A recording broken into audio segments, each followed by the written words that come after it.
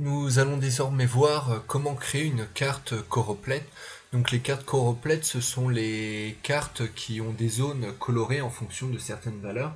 C'est typiquement les cartes qu'on nous présente lors des élections pour voir que tel département ou telle région a été gagné par tel ou tel parti. Donc ce qu'il faut faire, c'est tout d'abord définir une échelle avec un domaine qui va contenir les valeurs à afficher et un range, les couleurs à afficher. Donc cette échelle va permettre de dire que telle valeur permet d'afficher, doit être affichée de telle couleur. Donc on définit une fonction color qui est en fait une échelle quantifiée donc avec des zones de longueur fixe et avec le range en entrée et le domaine, les couleurs affichées en sortie.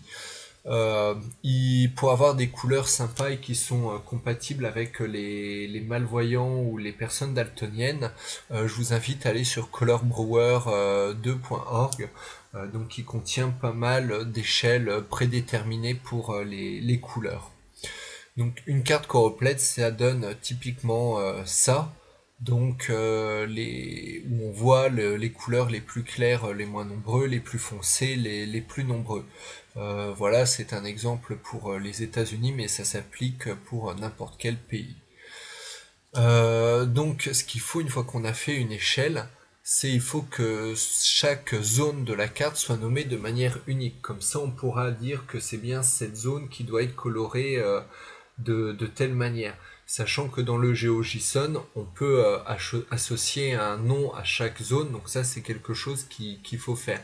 Par contre, il faudra que vos données utilisent le même nom que ce qui est dans le GeoJSON, et ça c'est quelque chose à revérifier malheureusement manuellement ou à essayer d'automatiser.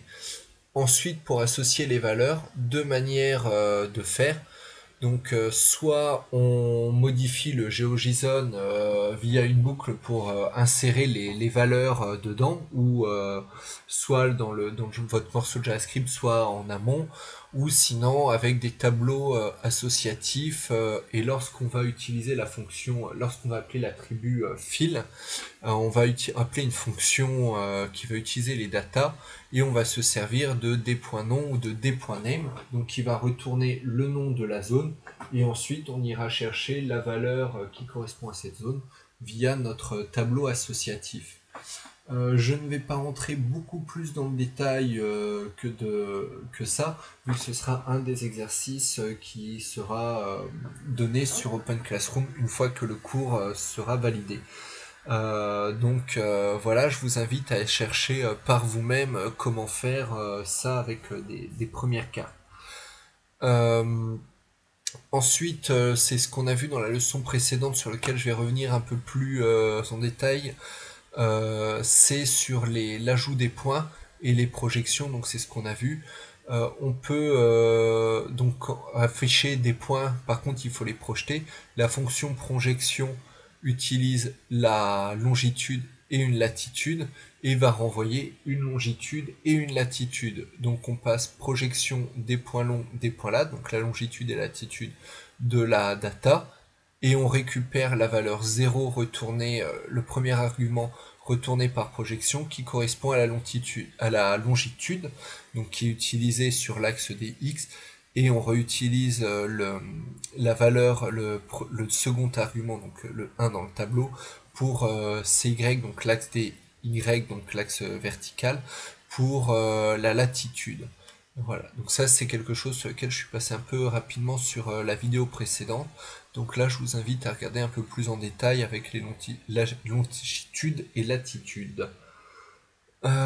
Et dernier point qui est utile, c'est qu'il n'est pas toujours évident de trouver des GeoJSON pour utiliser avec D3JS. Donc en général, on peut trouver beaucoup de shapefiles et ensuite il faut le simplifier et l'exporter en GeoJSON. Donc ici, je vous donne quelques liens pour réutiliser retrouver des informations. Ici sur OSM, OpenStreetMap, donc c'est un service qui va vous renvoyer, vous sélectionnez les zones géographiques que vous voulez exporter et il va vous les renvoyer soit sous forme de JSON, de XML, de shapefile ou autre. Par contre, c'est assez détaillé, donc derrière, il faut simplifier Le but de la simplification, c'est d'alléger le contenu du GeoJSON pour éviter qu'il fasse 50 MB et donc de simplifier la géographie. Typiquement, là, si vous affichez le monde, il n'est pas obligatoire d'avoir le détail de toutes les criques de France et de Navarre.